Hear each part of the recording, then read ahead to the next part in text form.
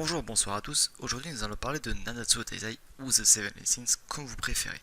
Pour ma part, je vais utiliser Nanatsu Taizai tout le long de la vidéo, mais ça m'est arrivé de fourcher, bien évidemment, puisque j'ai l'habitude des deux. Alors déjà, je vais faire un petit point vite fait sur Nanatsu Taizai. C'est un animé qui est sorti il y a quand même un petit moment maintenant, et le manga il sort depuis 2012. Il est écrit par Suzuki Nakaba, et actuellement il y a une saison 2 qui est en cours. Les mangas continuent de paraître, et on arrive bientôt, je pense, à la moitié d'un arc, qui est quand même assez important, je trouve. Et du coup, je me suis dit, pourquoi pas en faire un, parce que j'avais envie, parce que c'est un animé vraiment qui me plaît pas mal. Du coup, je vous laisse avec le générique, c'est le moment.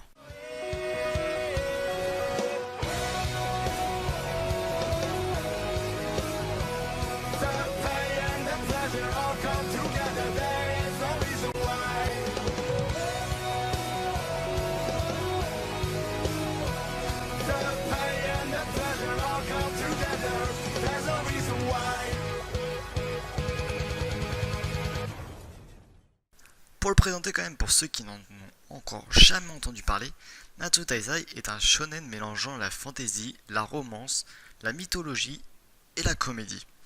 Il existe à ce jour deux saisons.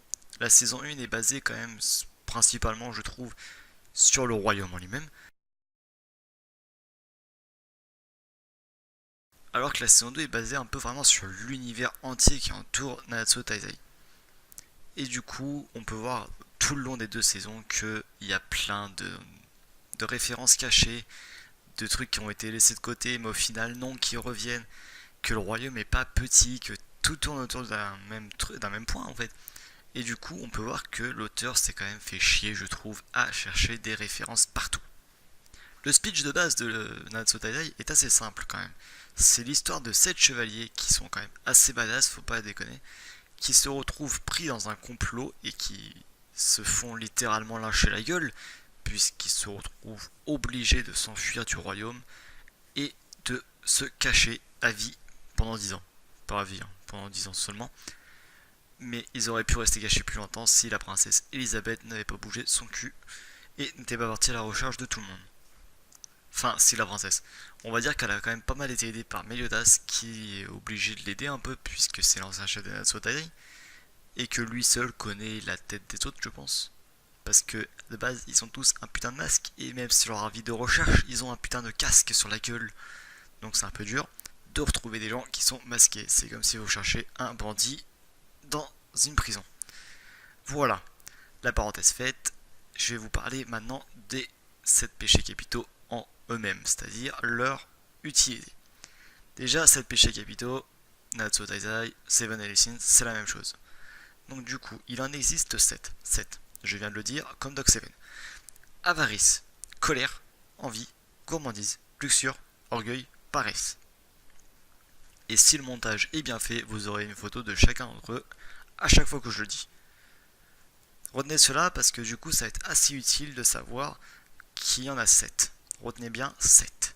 7 comme dans Doc Seven. Doc Seven. 7. Ok, nickel. Alors, dans le manga, les Seven Lessons, c'est des anciens chevaliers sacrés, comme je l'ai dit avant, qui ont subi un complot. Du coup, ils se sont barrés, chacun ont pris leur clic et leur claque, ils se sont cachés, et certains ont même disparu totalement de la surface, ou sont peut-être, à ce qui paraît, morts. Du coup, ceci étant dit, la princesse retrouve quand même Meliodas, le chef des Natsuo Taizai. Elle est tombée dessus complètement par hasard. Elle est rentrée dans une taverne, elle était complètement morte. Il y a un mec bizarre qui a voulu la ploter. C'est des Meliodas. Faut pas chercher à comprendre, c'est un shonen. Et du coup, qu'est-ce qu'ils vont faire? Bah déjà, ils vont prendre une taverne cochon avec un cochon, parce qu'il faut une mascotte. Du coup, ce sera le cochon, puisque la taverne cochon, il y a un cochon dedans. C'est cochonception. Et du coup, ils vont partir à la recherche des autres pour justement aider la princesse, parce que Meliodas veut la serrer. Hein, il n'y a pas à chercher midi 14h. Le mec, à chaque fois qu'il est dehors, il est en train de la ploter. Entre nous, on appelle ça de l'harcèlement sexuel. Et du coup, qu'est-ce qui va se passer? Bah, il va se passer qu'ils vont parcourir tout le royaume à la recherche de 6 personnes du coup, mais ils vont pas tous les retrouver. Ils vont tomber sur une bonne partie d'entre eux, mais ils vont surtout se faire attaquer de partout. C'est-à-dire, ils vont se faire attaquer par des chevaliers sacrés, par des chevaliers sacrés, par des chevaliers sacrés, et par leurs alliés. Parce que oui, il faut pas déconner, il n'y en a aucun d'entre eux qui s'aime, j'ai l'impression. À part Diane et Meliodas, mais ça c'est un autre délire. Du coup, Ceci étant dit, ils vont tout le temps se faire attaquer. Ah oui, au fait, juste avant, je viens de parler, je viens de penser vite fait, donc du coup, je fais une petite aparté.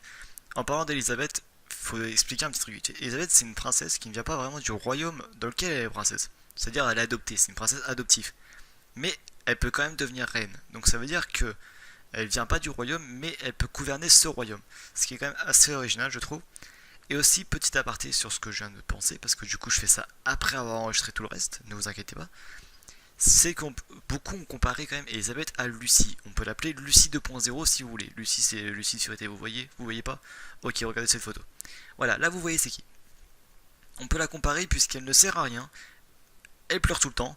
Elle ne sert à rien. Elle pleure tout le temps. Elle ne sert à rien. Elle pleure tout le temps. Et j'ai autre chose à raconter. Elle ne sert à rien. Le premier qui me dit que Lucie est utile, je le frappe. Et ah si, il y a autre chose aussi qui a deux points communs entre Lucie et Elisabeth, c'est les boobs. Et la perversité, mais ça c'est dans tous les shonen, Nami par exemple, il y en a plein. Et elle sert aussi juste à faire les amis, je compte sur vous par le pouvoir de l'amitié. Et le hentai aussi, le pouvoir du poulpe. Vous le voyez le poulpe? Vous le voyez. C'est nickel. Bon, du coup, c'était juste la petite aparté que j'avais à faire sur elle. Donc, du coup, je vous laisse avec le reste de la vidéo. Maintenant, on va parler de Meliodas. Qui est Meliodas? Meliodas, quand même, c'est le king du game. C'est-à-dire, il est à la fois le chef des Seven Deadly Sins, le mec qui se tape Elisabeth, et en même temps, leur saint chef des 10 commandements, et le fils du roi démon au passage. Ce mec, le palmarès, c'est pire que le mec dans Skyrim, quoi. Dans Skyrim, t'es le barde, t'es tout, quoi. Dans Skyrim, t'es le couteau suisse. Meliodas, c'est le couteau suisse de l'Empire. Pas l'Empire de Star Wars, hein. Tu peux enlever cette photo tout de suite. Du coup, Meliodas, c'est quand même le mec qui peut être à la fois ce qu'il veut et ce qu'il veut pas.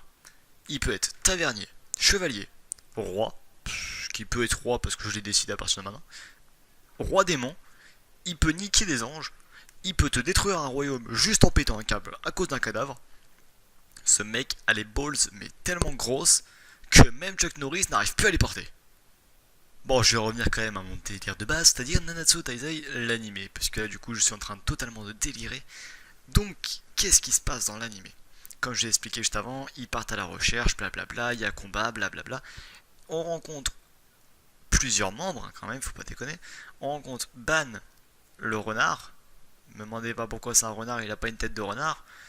Qui est le meilleur ami de Meliodas, qui se retrouve dans une putain de prison à se faire torturer, mais vu qu'il est immortel parce que monsieur il a bu la source, bah oui il a bu la source et du coup il a niqué des mères. Il est immortel, il se retrouve dans une prison, il nique des mères, il se fait raser la barbe en essayant de se faire tuer. Ce mec quand même est une pub sur pattes. Il pourrait arriver, aller chez Wilkinson et leur dire bon excusez-moi, je veux votre meilleur rasoir, mais je veux pas que ce soit un rasoir, je veux que ce soit une épée. Et là les mecs ils l'embauchent pour 50 pubs. 50 pubs. Je vous jure, ils le font. Après, on rencontre Diane qui est amoureuse de Meliodas. Diane, c'est une géante qui a un putain de marteau sa mère. C'est-à-dire, Diane, c'est une géante, marteau, Skyrim, marteau. Enfin, Skyrim, c'est géant avec un marteau, désolé, j'ai déraillé. Alors, après, on rencontre King. King, c'est une fée. Fée qui ressemble plus à Gluttony qu'autre chose. Vous voyez Gluttony? Voici Gluttony. Vous voyez Winnie l'ourson? Voici Winnie l'ourson. Et là, grâce à la magie du montage, je vous fais apparaître Winnie l'ourson sur la tête de King. C'est parfait, merci. Du coup, King est une fée... Faut vraiment que j'arrête de délirer autant. King est une fée qui est amoureuse d'une géante. Ouais, on peut appeler ça du porno interracial si vous voulez. Mais bon, King est une fée qui est amoureuse d'une géante qui a perdu son royaume à cause d'un démon qui... J'allais dire un géant. D'un démon qui a totalement ravagé le coin, c'est-à-dire il est arrivé, il a fait oh ici je voudrais bien une autoroute, il est arrivé avec sa pelleteuse, il n'y avait plus rien.